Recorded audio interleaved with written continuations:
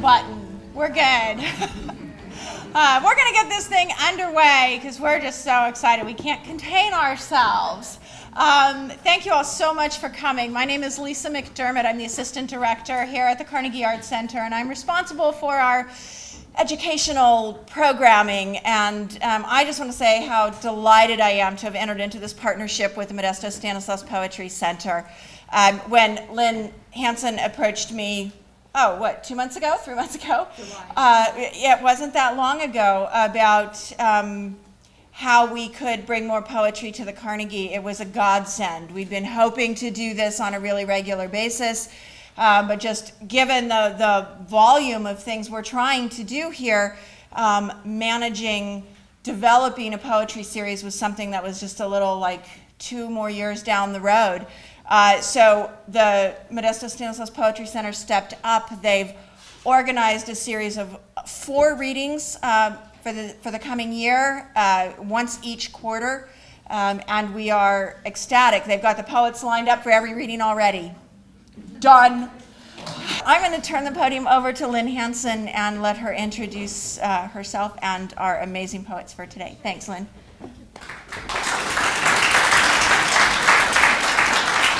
Okay, so Gary and Tom and Ann, if you'd come up, because we didn't decide who would read first, and so I brought 4 Scrabble tiles. I thought that was appropriate, and it spells out most.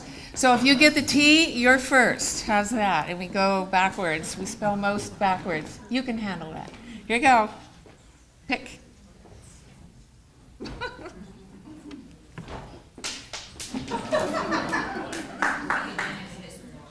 Yay, it's not the T. Oh. I got the T. Oh, well. Okay, we'll start off then. Since I got the T, how did that work? Okay. All right.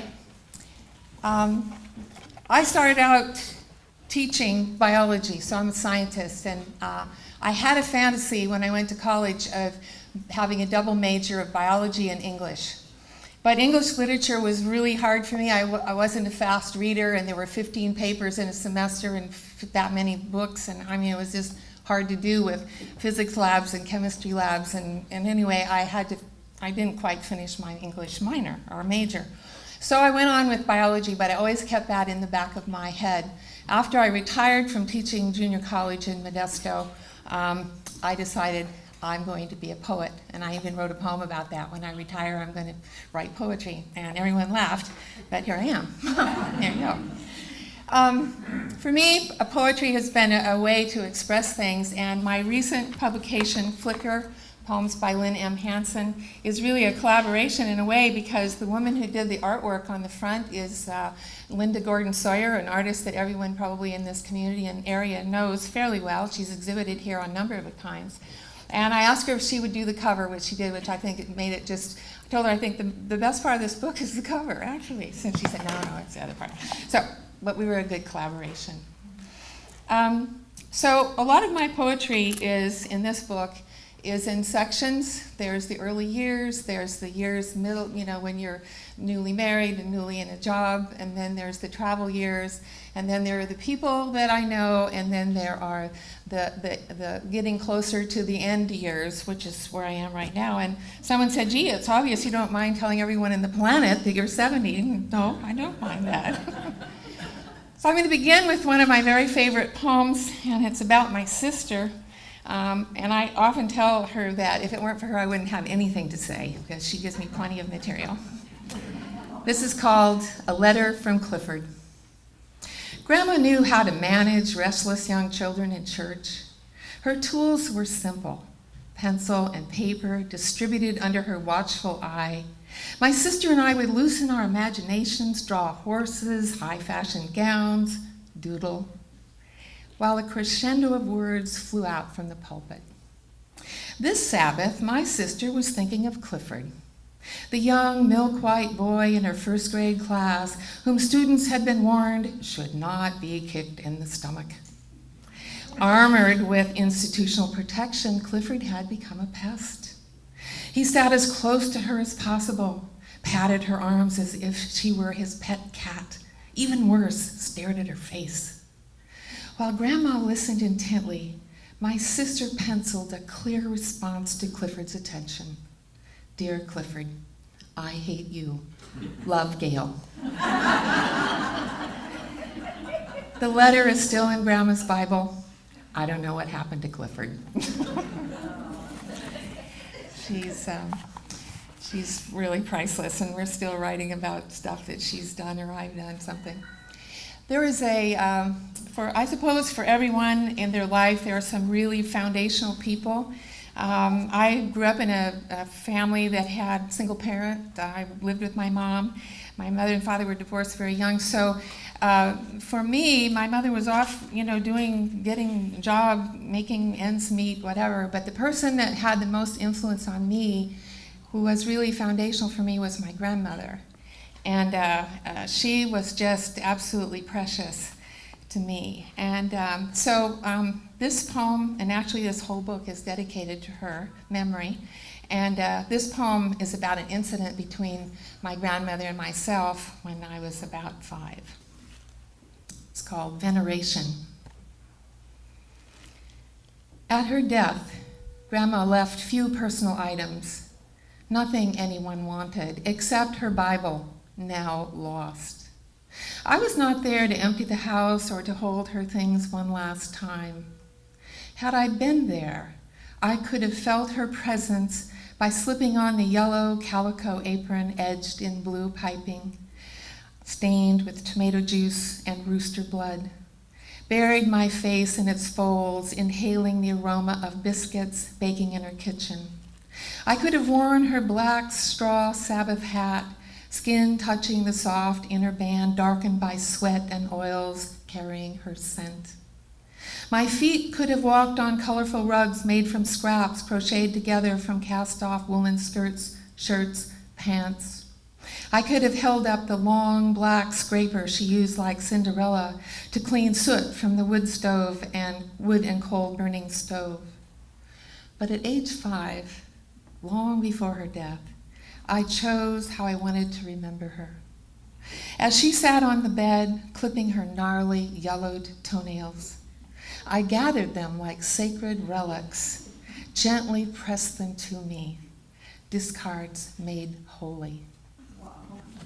She made me throw them away, which I would still have them, actually, if she hadn't. So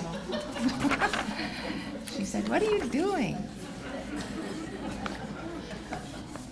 I haven't written any poems about my mother, but when you read this book, you get a lot of information about my mother indirectly. And this is one of those poems. Actually, it's a coming-of-age poem, and it's not just about my mother, but it's a lot of other people too, but this is where you see a glimpse of my mother. It's called Misinformation.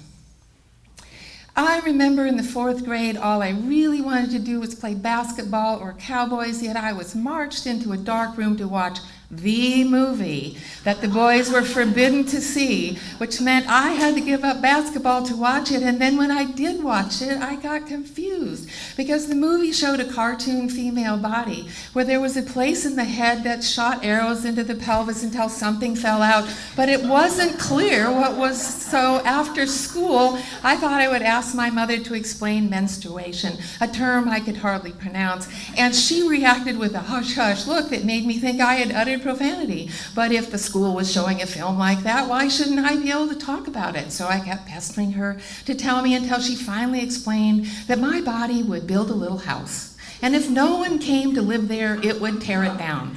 So now I was supposed to be enlightened, but instead more confusion clouded my brain. Because now I was thinking there were arrows in my head shooting at something in my pelvis, a house that maybe nobody lives in, and even the school nurse was no help.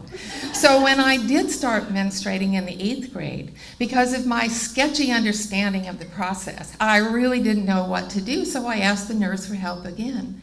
Only she just handed me an industrial strength Kotex and said, "Put it on," which I had no idea how to do because these were the days before Velcro or tape, and instead there was a skinny little elastic band with 2 pieces of metal where I was to attach the sanitary napkin and then somehow straddle the thing all day, making me walk like a bow-legged cowboy.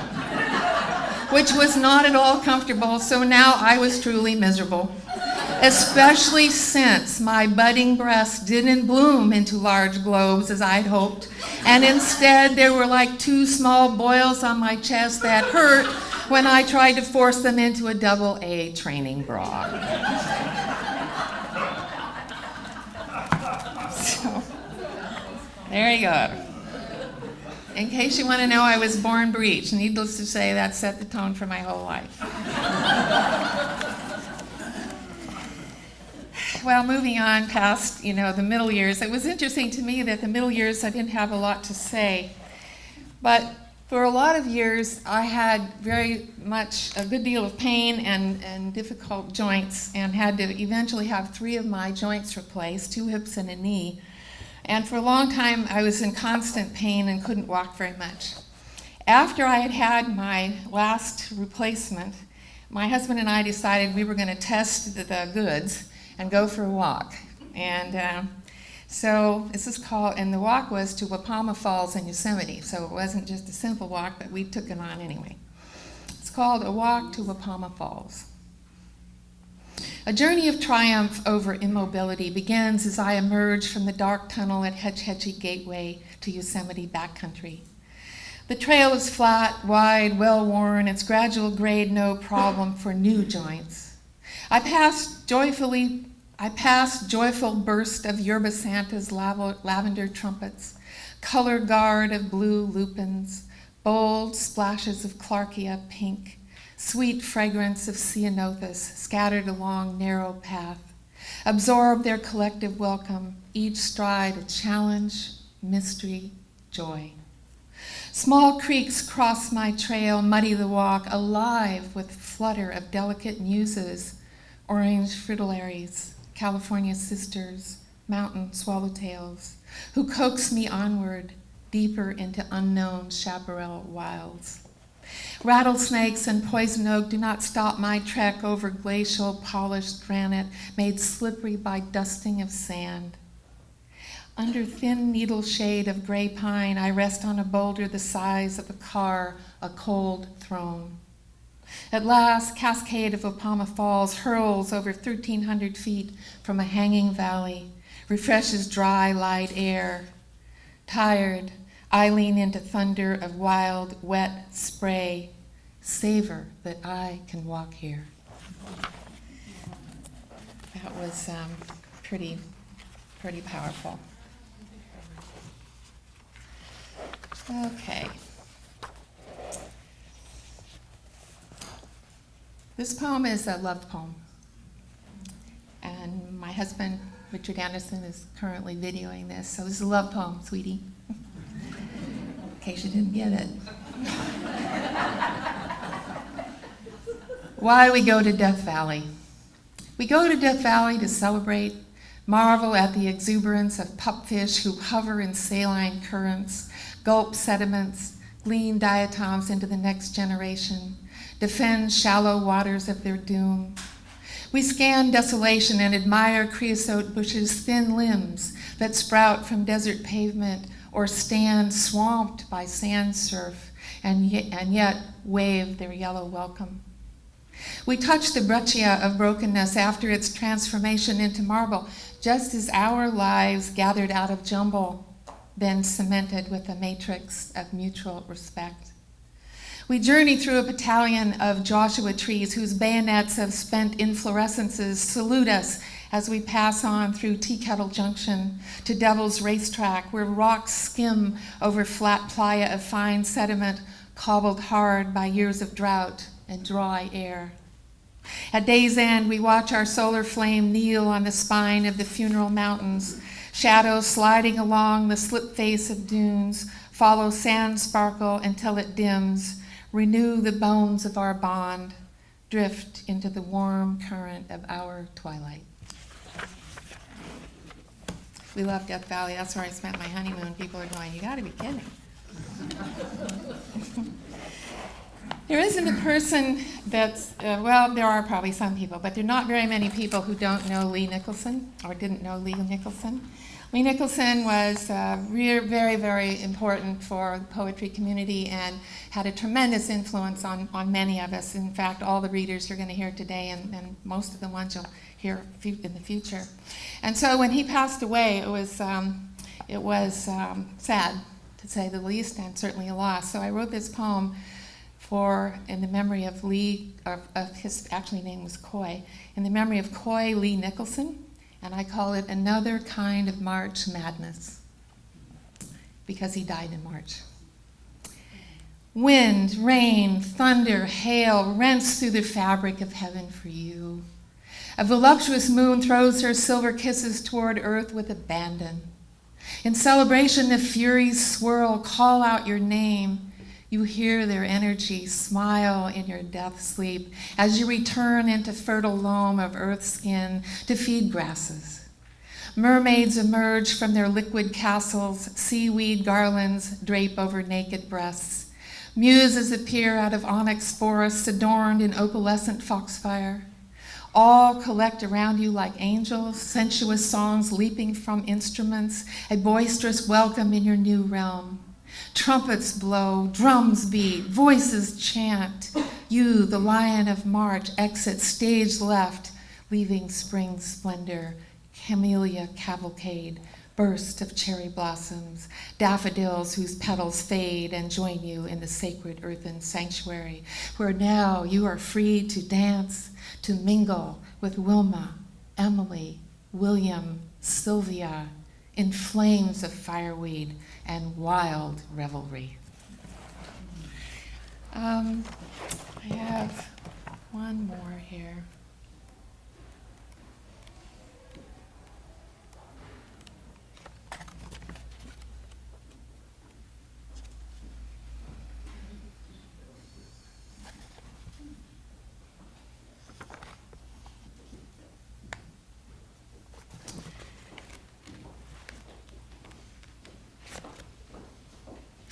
While I was teaching, I was on sabbatical leave and came to Stanislaus State, where I took a botany class from Dr. Wayne Pierce. He recently passed away, but he had a dream. He had a dream that there would be a trans-California pathway to illustrate the different habitats of the ecosystems that would occur walking from the valley to the crest of the Sierra.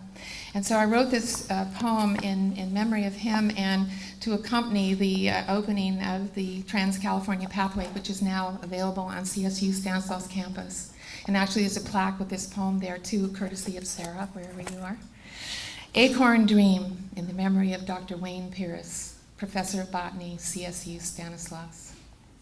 It began with an acorn, more precisely 300 acorns, and one Turlock professor's dream, a transect through California's ecosystems, scaled down and accessible, a stream and a meandering path surrounded by a corridor of native plants. And so he began planting.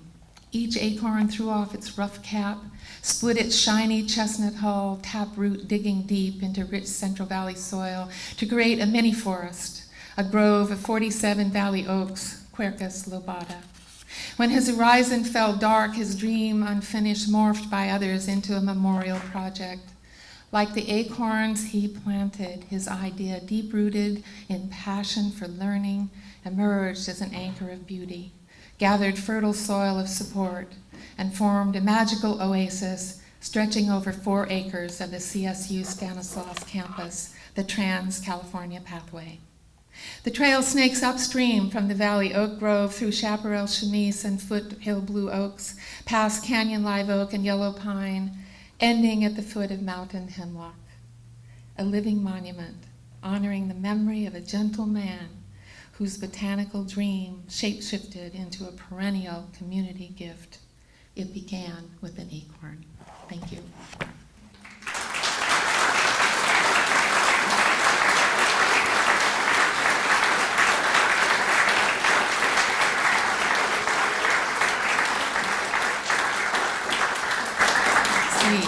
Who got the S? You got the S, Anne. Yeah, good. Okay, let me introduce Anne.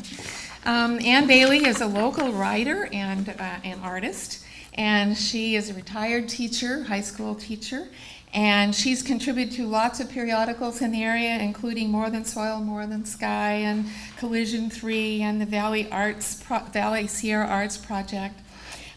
She has published in lots of places, and to quote her, she says, "I love rural edges of this area, especially during golden hour or the blue-lit early hours before dawn. It drives me to paint portraits and write landscapes." Anne?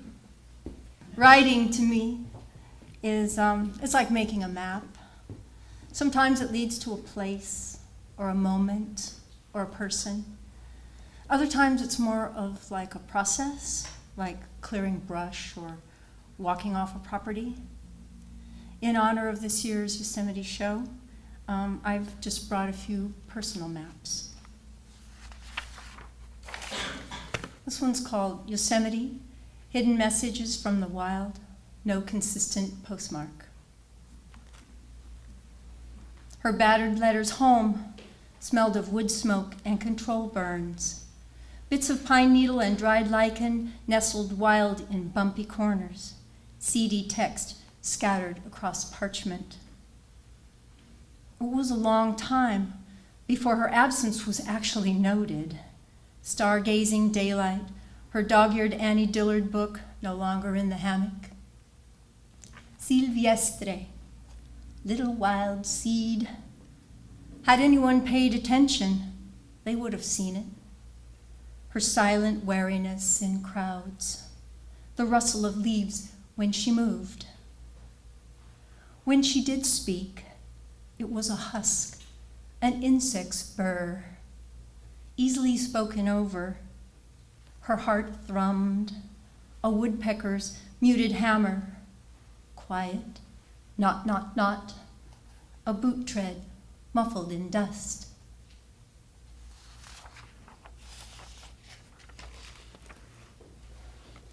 Highway 108, Gold Country.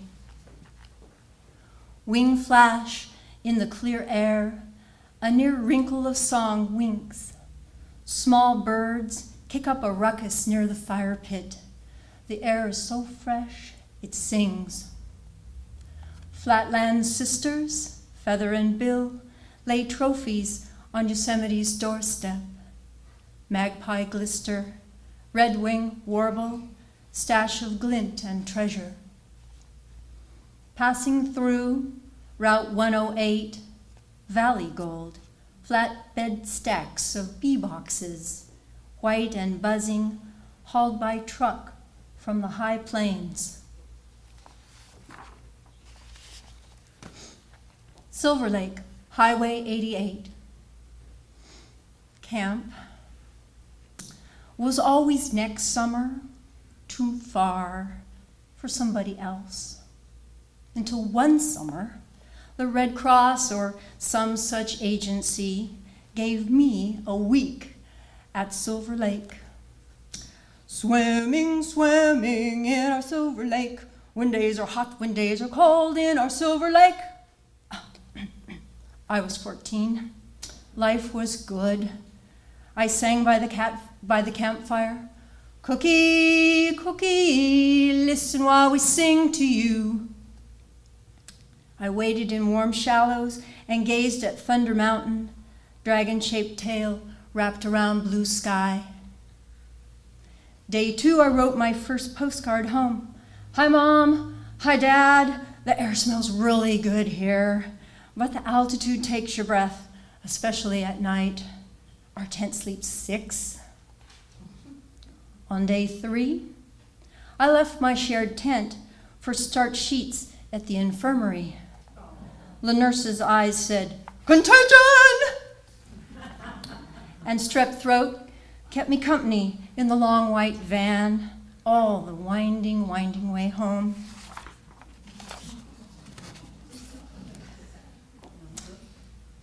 Grass Valley, Highway 20. Sisters. 1. Nanette was a beauty queen, runner-up Miss Alameda 1964, You can see it when she dives, 50 years falling away, parting clear water without a splash. Clean strokes, somehow indelible, making and marking the retina. Small tsunamis radiating out, her past a white crown cresting each wave. 2. Middle sister, shadowy light and silence, here and not here. Remote in her own orbit, notices weather, brings in laundry, remembers who hid the house key last. Quick to step back, step out, dance, able to match each sister's step and footprint, perfect mimic, fore and aft, in the dust, in the snow. 3. Little sister, left behind, child of suicides, lost limbs, milagros.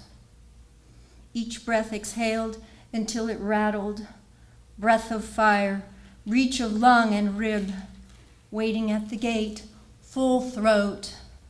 One song, sung in every language, same verse, same stanza, sung together, sung alone.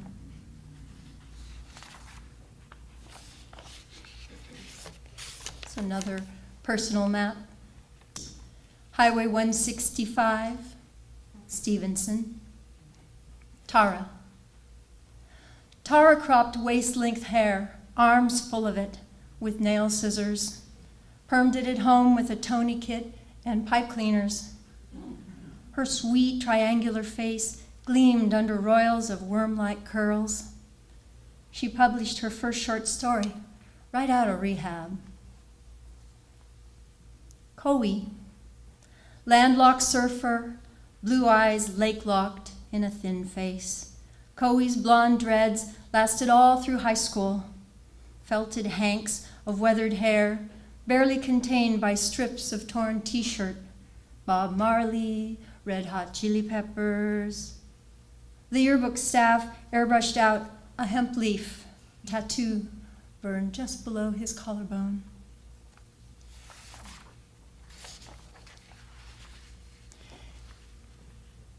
The thing about maps is they're really helpful when you're moving away, and they're even more helpful when they bring you back home. So these next 4 poems, and my last 4, are about home. J14, Turlock, Lilacs. Directly after bloom, our first in 5 years of waiting, we pruned back the lilacs on good authority. We cut deep, snails and shadows shuddered. The following spring, there were no flowers, not one. Supple branches leapt into leaf, towered above altered junctures, and boasted sappy virility to anyone who would listen. But the blossoms were absent. In their fragrant places, weathered pips rattled, and a few dried blooms, last year's weathered harvest, ticked in the warm air.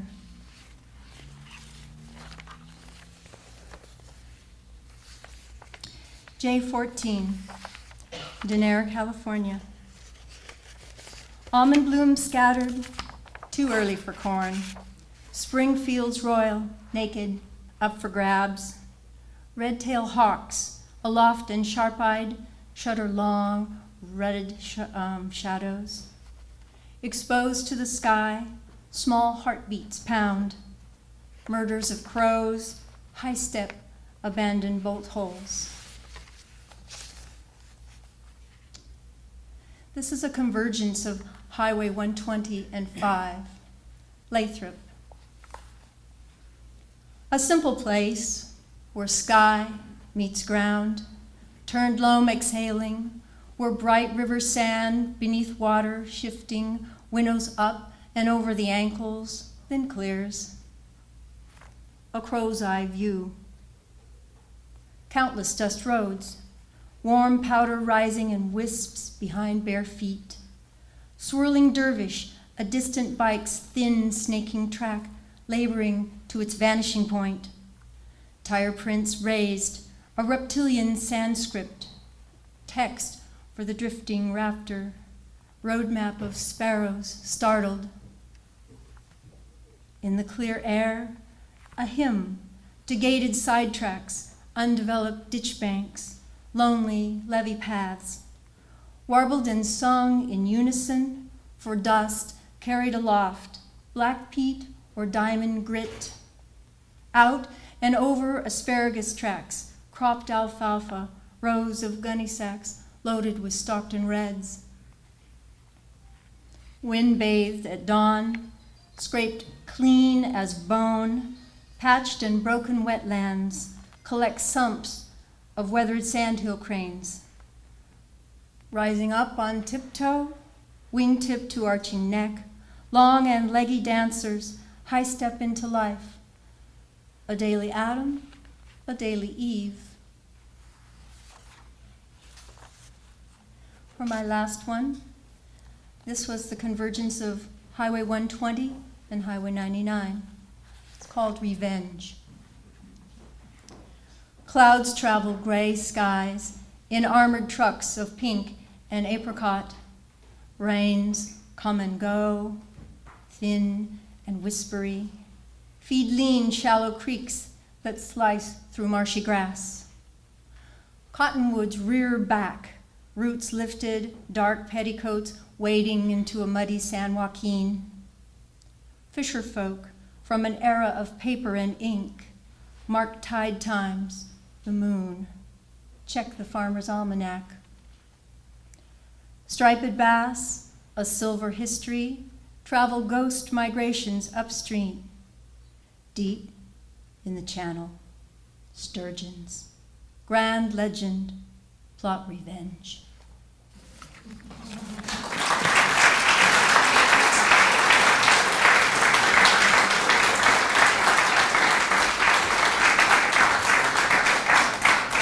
Thank you, Anne.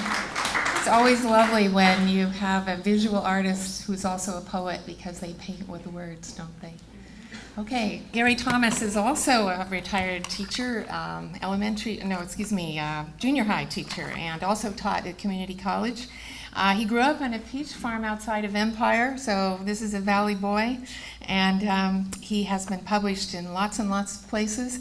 And one of the things that he's also is a thespian, so he has what I call the radio voice. I love that voice. His theory of the value of poetry is inspired by the final 6 words of Mary Oliver's poem, The Fish. We are nourished by the mystery. Gary? Thank you, Lynn. And thanks to all of you for coming. Thanks for Lillian for providing all the bounty of cookies, and my wife for providing more cookies. And for my fellow poets, and for the Modesto Stanislaus Poetry Center, who's helping stage this. And there are sheets there for membership. We'd love to have you join.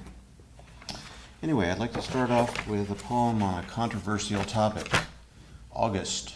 I recently had read an article that is turned kind of famous, although it was written about 13 years ago, called August, Let's Get Rid of It. So this is a recent poem called Peridot, which is the gemstone for August. Apart from being National Panini Month, August has nothing much to recommend it. Wait, there's that lime green gemstone, but what does semi-precious mean anyway? A rock that can be worn as a gem, and isn't that apt for August itself?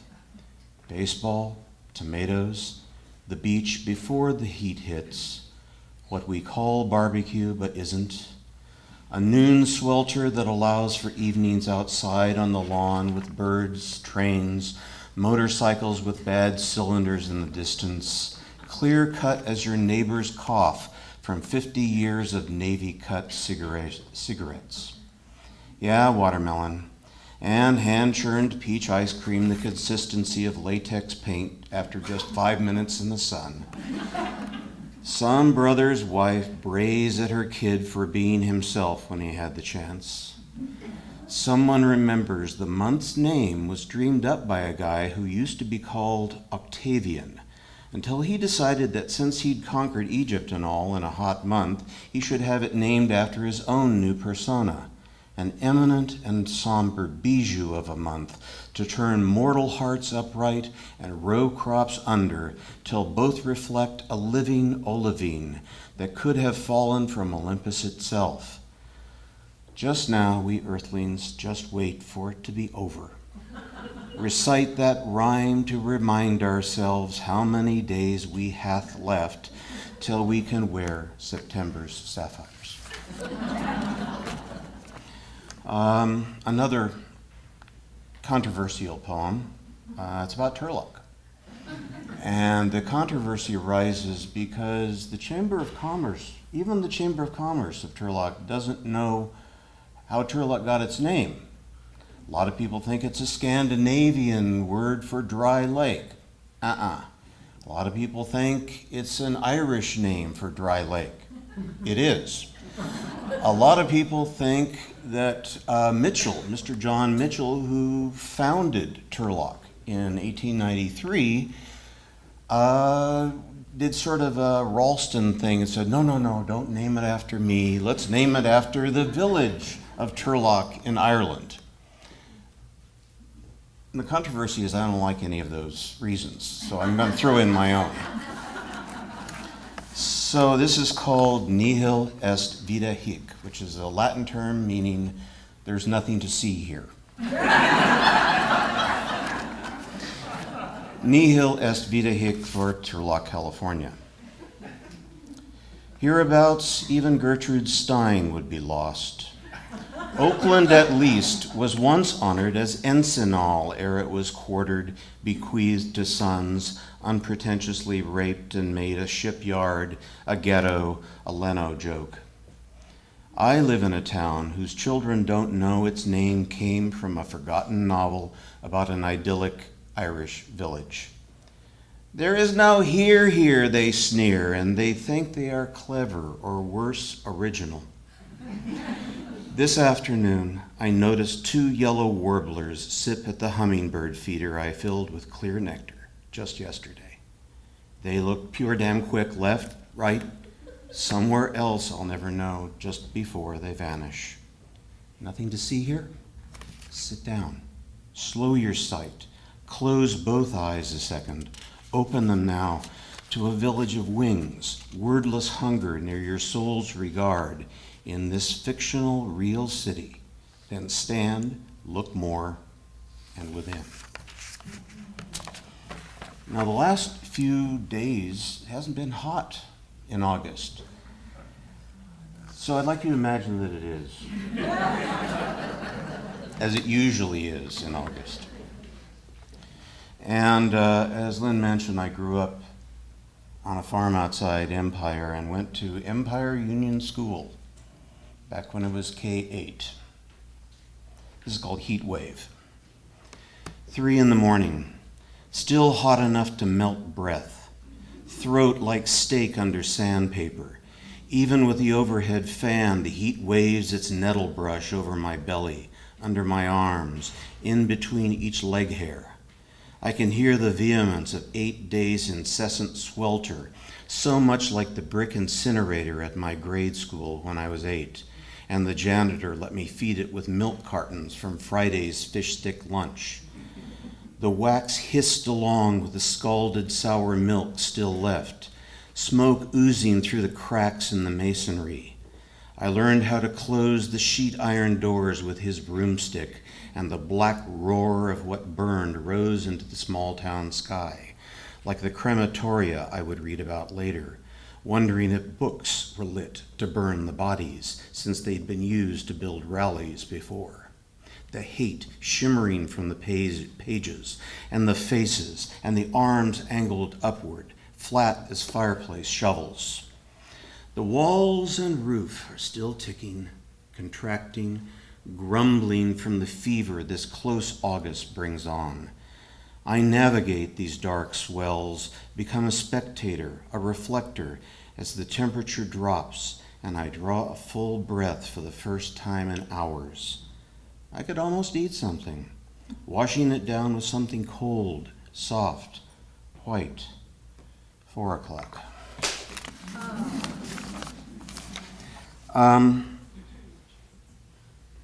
Yesterday, my wife and my good friend John went to a farmer's market, and I bought, for the first time in several years, some cling peaches. Some of you may have never seen a cling peach. I kind of talk about it in this. It's called Life as Peaches. Take life as you would peaches. Seize it juicily down your throat, splitting it in half first as you would a freestone, or if it's a cling, plunge your teeth in like fingernails to grab and shred and outline the sweetness. Let it run down your chin. The stain will be a mark of full high summer. The heat and the dust and fuzz will ooze wet, fine, vibrant lushness like a mirage in your hand that will linger, sticky, tacky enough to hold gold as atoms, nuggets, waves of heat and syrup, all the sensations of this heavy afternoon, all the gravity you need to get through, all the summers you will savor. I have a vegetable garden this summer for the first time in quite a while. This is kind of about what happens with planting too many vegetables.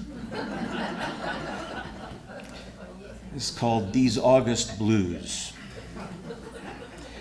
How do these hotter months birth such horrors as we want to shed, bestow, abandon on some wan, unneighborly neighbor's stoop these dreaded, plug-ugly, log-sized squash?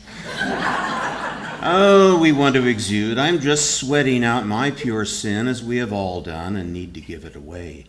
August seems the best month to do this, when its sweltering stew seethes in us, and we discover ourselves immersed in it, dank and undignified as only humans know.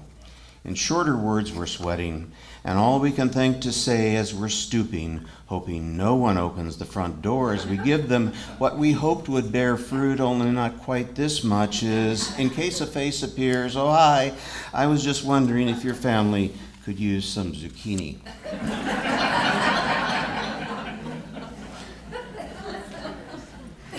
I'd like for a second to give a thought to all of God's creatures in the pathway and the aftermath of the fires. This is called Beguiled by Fire. We love it. We deny we love it.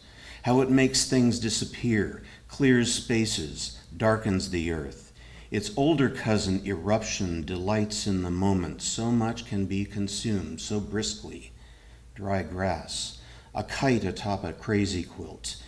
Even stone vaporizes, hissing as it condenses to a black mass of centuries drawn in. We speak of cleansing, preparing for new sprouts.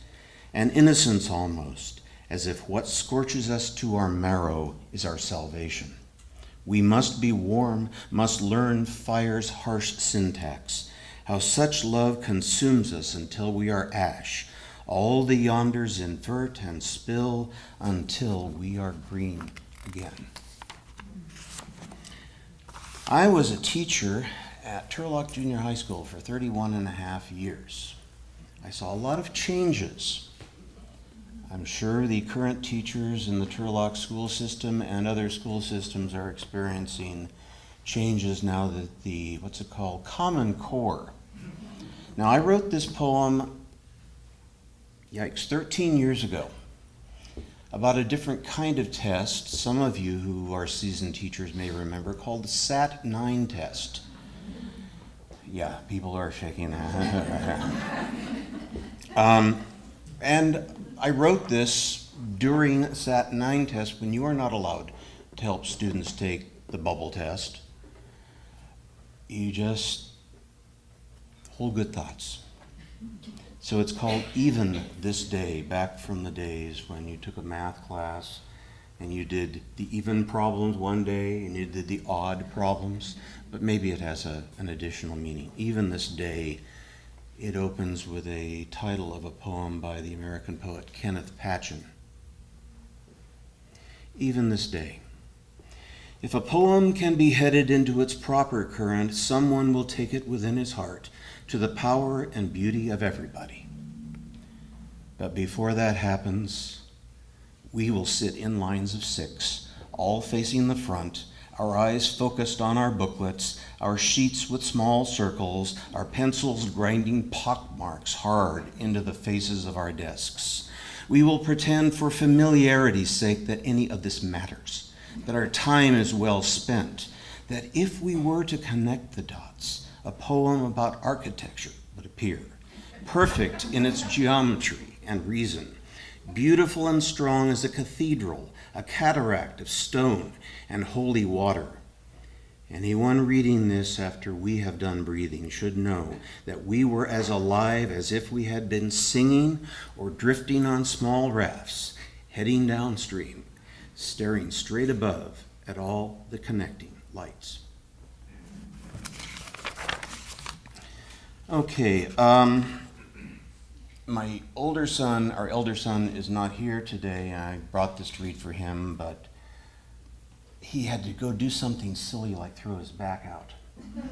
So I thought I would read this poem about his first word, as told from the viewpoint of someone who might have uttered that first word. It's called woof. Yeah, I know, your first son's first word, even before dada and mama, even before no, the word in between those. Yeah, the word in those board books you read to him, and then to the younger runt. Sorry, no disrespect intended. What does the doggies say? You'd prompt them. Then wait for a response as lucid as what I'd utter when my bowl was damn near empty. I could tell they each loved to imitate what they thought dogs would say if they were as vapid as humans. Another thing, kibble? Were you kidding or kidding yourself that this is what I wanted to be coached to adore as much as gristle and marrow? Fetch? Yeah, I do love to romp and chase, but not for some slimy rubber ovoid slick with my own slobber. Give me a gopher any time. One you've fetched, fat and annoyed from a hole you've dug, laid out before my prostrate sorry. That's a different issue. Laid out before my prostrate paws in tribute to the pet you idolize as yours. Be real, my man. You need me to feign abject adoration, that whole his master's voice, best friend routine. Scratch my back. Bring me more.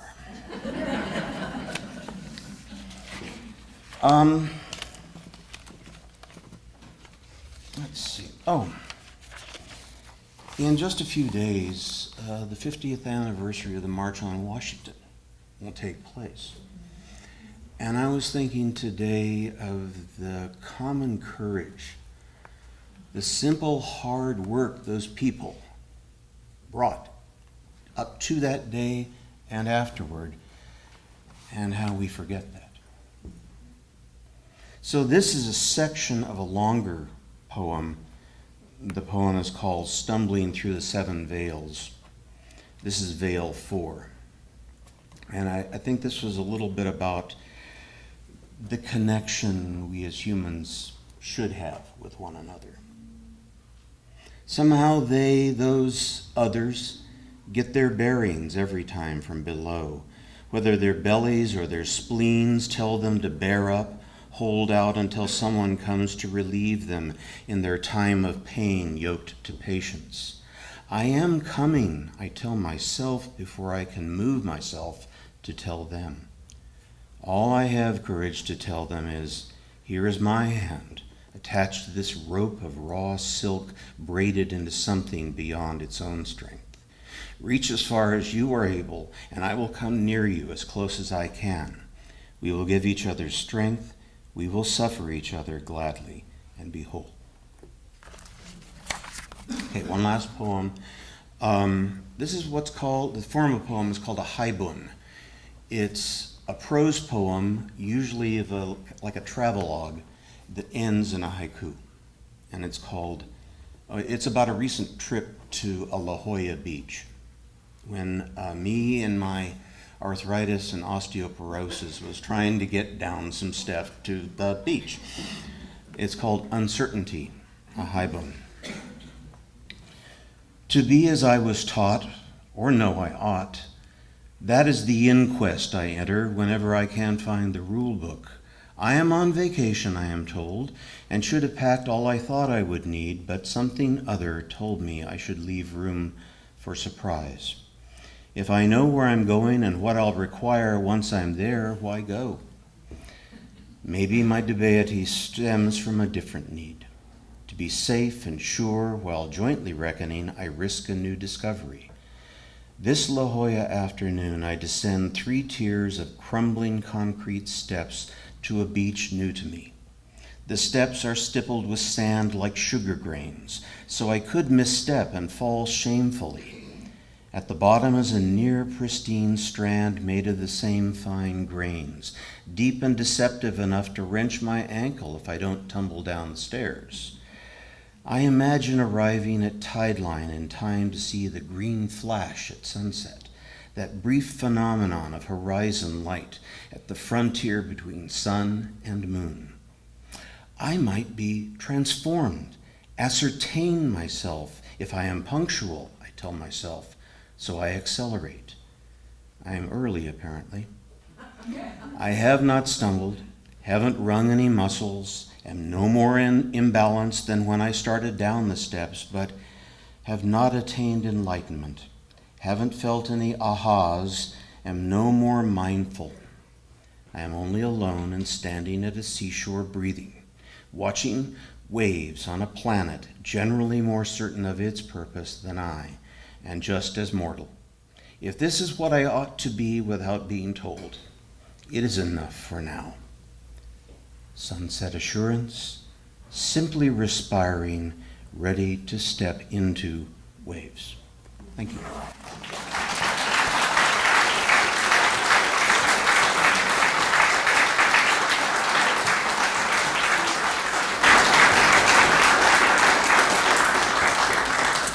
Don't step on the Scrabble tiles.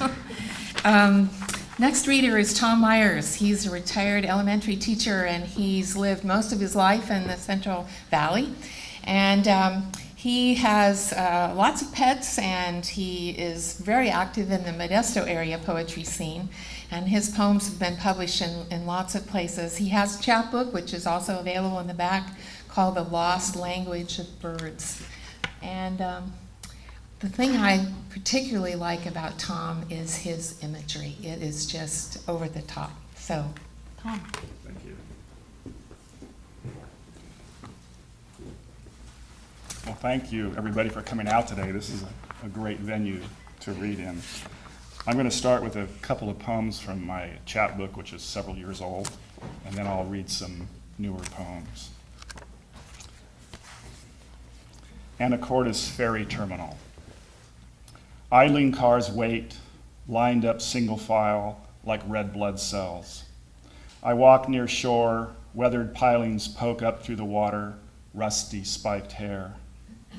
5 great blue herons assemble offshore, knee-deep in water.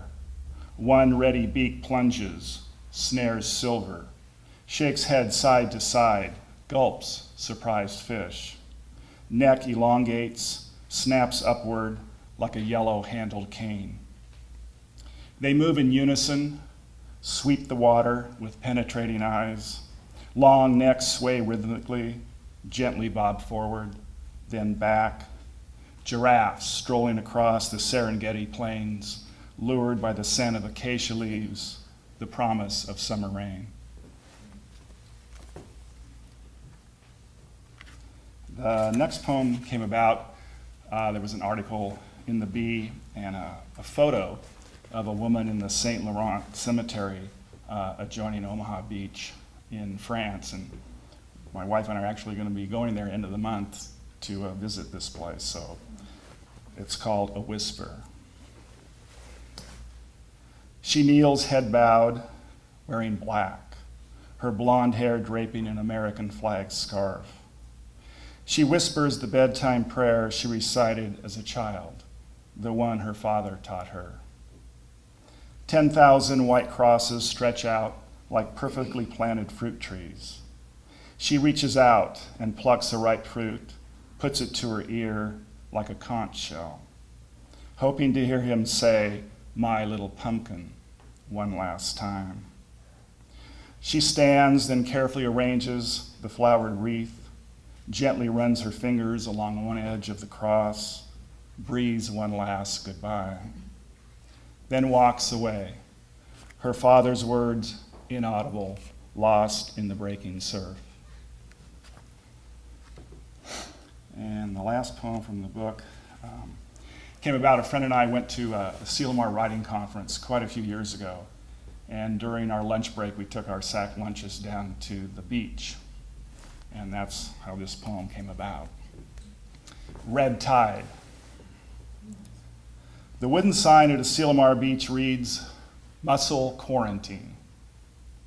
I imagine row upon row, bed after bed of infirm muscles in a hospital ICU ward. Their sole survivors, oysters and clams, who don flimsy blue masks, booties unnecessary. Ostracized from eating misconduct, their feathery tentacles waving suggestively in the current, sucking delicious nutrients, performing obscene gestures with undulating feelers. Razorback rebels, sleek in black leather jackets, pulled tight at the top, haughty, cool, the bad boys of the tide pools. Their sentence, 6 months isolation, maligned mollusks, untouchables of the sea, inedible, an inconvenience for the culinary world. So much rest on the color of algae in late September. Today is National Park Day, and I can see none of us are in Yosemite. We're here, maybe avoiding the smoke. And the exhibit has several photos and drawings, paintings about Yosemite. So this poem honors them. Early October, Gaylor Lakes. Gray clouds march restless sky, 6th graders barging in at lunch. Craggy spires patrol Gaylor Lake's emerald waters, nestled in a rocky cirque. A long tongue of scree unfurls down steep slope. Boulders loiter near mountain base. A harsh raven interrupts the steady slap of waves. Breeze ripples surface, dimples on a fat lady's arm. Tired, stunted evergreens bend. Dancing sundogs appear briefly, wear robes of green and crimson. Sky threatens, temperature falls, thunder rumbles. Drops tumble, dust explodes, sweetness of damp soil. Squall descends, slanted rain swallows land. A Clark's crow swoops towards nearest tree. A chipmunk skitters under a log. Faint shapes of 3 hikers scramble for cover. Soldiers under fire, nowhere to hide. This next poem came about after listening to news reports, TV, reading newspaper, and some stories on NPR. 1 month after Japan's tsunami. She stares out the classroom window, her teacher's voice a whirring fan, her village a twisted jumble of wood and metal, wrath of the sea. Beyond is the ocean, where her best friend Koshi was swept away, bobbing like a tiny apple. Still missing. Did her voice call out? Sorrow slices her heart, crawls into her throat, swallows her words. Night after night, restless sleep, dreams of falling leaves. She looks at the world with frightened eyes, wonders who will map her pain, watches the April sky where cobalt blue swells above the lapping sea. We'll lighten the mood a little bit. The next couple of poems are recollections of childhood. And I don't always have a great memory about my childhood, but here's two that are still pretty fresh. Flagpole Sitter, 1953. The smell of my dad's homemade waffles wafts into the bedroom. I dress and head into the kitchen where I smear oleo on the waffles and drench them in Mrs. Butterworth. I drag the last bite around and around the plate, sopping up all the syrup. My dad says he has something to show me. We walk past sleeping houses and bored cars and driveways, along the edge of Muni Golf Course to Del Webb Baseball Field. Sometimes we fly kites here, made from balsa sticks and the comics section of the Bee. Not today. A small crowd gathers in the parking lot, looking up. A piece of plywood is attached to the flagpole, high above the outfield fence, where a man, the flagpole sitter, stands on the wooden platform, waving to us. I don't remember what he wore, his age, or what other items were on the platform. He seemed so alone, a bird on a wire. I wondered what he did all day, what he thought about, how the world looked to him at night, how well he slept. But mostly I wondered where he went to the bathroom.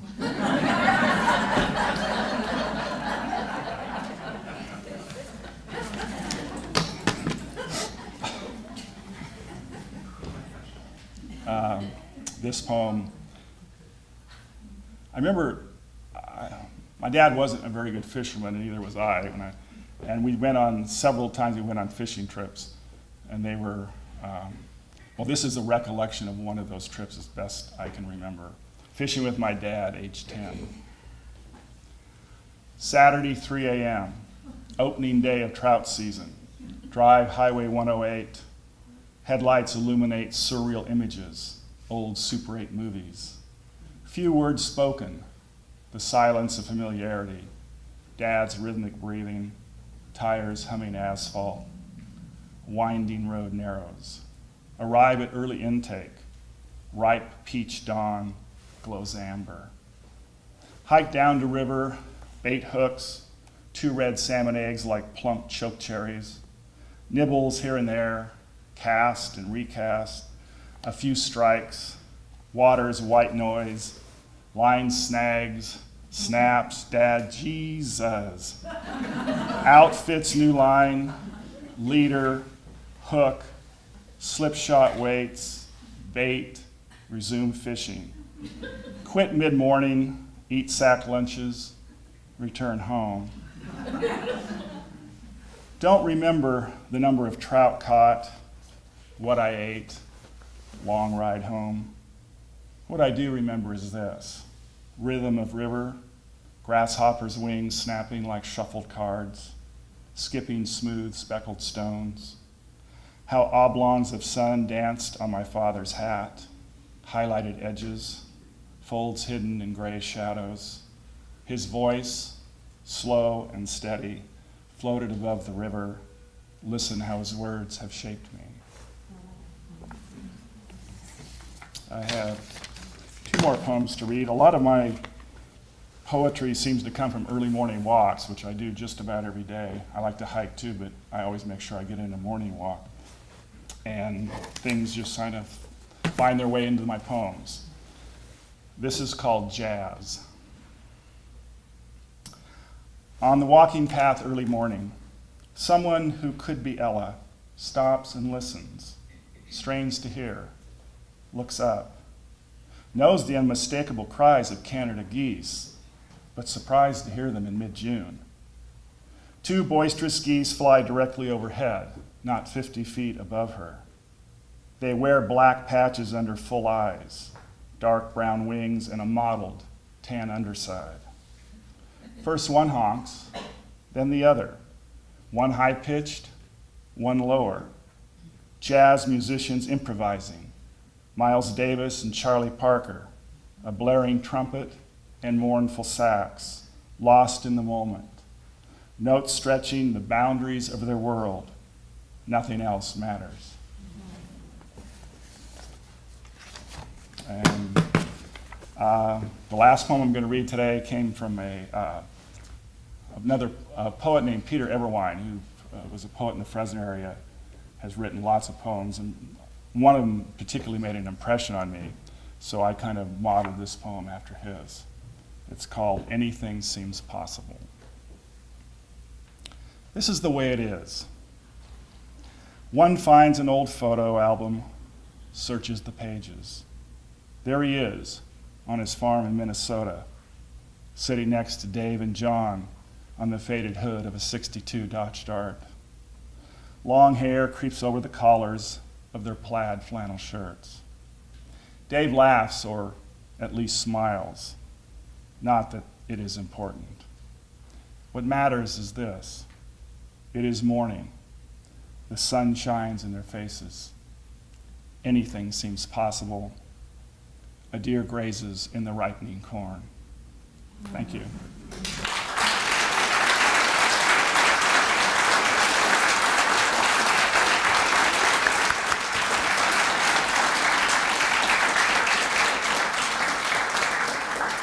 Thank you so much, Tom. This was a wonderful reading. I hope you enjoyed it. There are books available on the back, and for purchase of these books, part of the proceeds will go to the Carnegie for being generous with this free performance, if you would call it that. Thank you so much for coming.